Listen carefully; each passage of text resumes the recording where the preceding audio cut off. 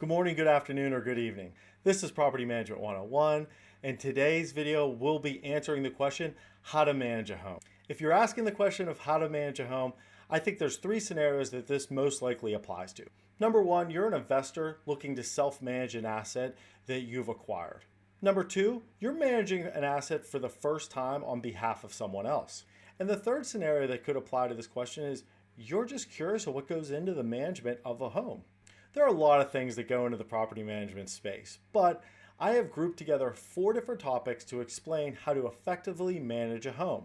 The first step that I would ensure that you have a good understanding of before you start managing a home is understanding of the local licenses that are required, fair housing laws, the local magistrate and how that operates, real estate commission rules and guidelines, as well as tenant-landlord laws. Make sure you're aware of all those things as well as any party that governs property management in your area. You want to make sure you're aware of both federal and state fair housing laws, your real estate commission laws, your local magistrate rules, tenant-landlord laws, and you're aware of all licenses that are required to manage a property in the first place. This will be the first thing you want to do before doing anything else when it comes to managing a home, is ensuring these things and you have your licenses in place and those are all in order. Here are 2 examples from learning those aspects that will trickle down to your day-to-day. For example, you need to learn how to file eviction in your area. You also need to learn what are you required to do for any security deposits you're holding on behalf of others. These 2 things are going to be really important to know before you start management of any asset. The second topic that I wanted to talk about is you want to gain experience.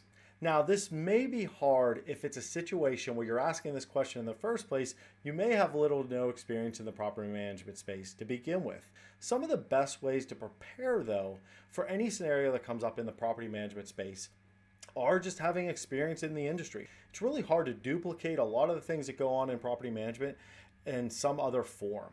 Now, if you're looking to manage your first asset, there are 2 ways that I can give you that give you some experience that will help you manage your first asset. Number 1, get a full or part-time job in the industry. For example, a role that may be something that works for your schedule is a leasing consultant role at a multifamily site.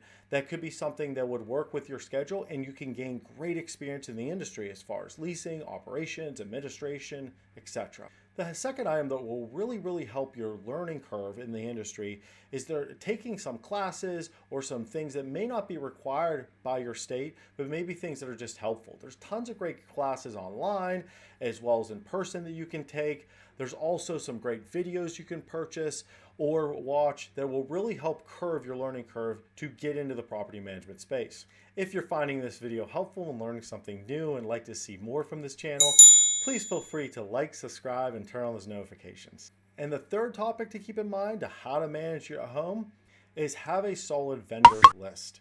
You want to ensure that you have a strong vendor list before you even start managing an asset. You want to make sure that all of your vendors are licensed, they follow code, they have provided insurance, they've provided tax information, and you have a good agreement of what you can expect and they have a good expectation of what you're expecting and looking for. You're going to want to have at least one company for the following areas of different types of vendors. You would like to have an electrician, a lawyer, an accountant, a cleaner, a painter, a general maintenance repair team, as well as an appliance company, even a restoration company, are all some of the trades that I would look for and make sure that you have prior to starting management. So if something comes up, you know who to go to. And once you've solidified the first 3 things that I talked about, this is the last step that I would take to how to manage a home, and that is determining your processes.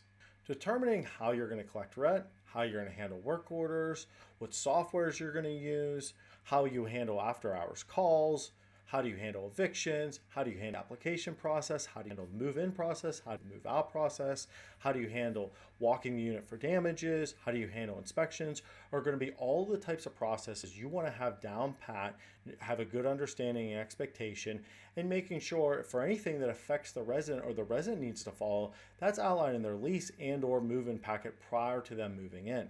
Now, if you haven't already done so, before implementing any of my practices that I recommend or tips and tricks, make sure you watch my disclosure video as well as my why I do this video.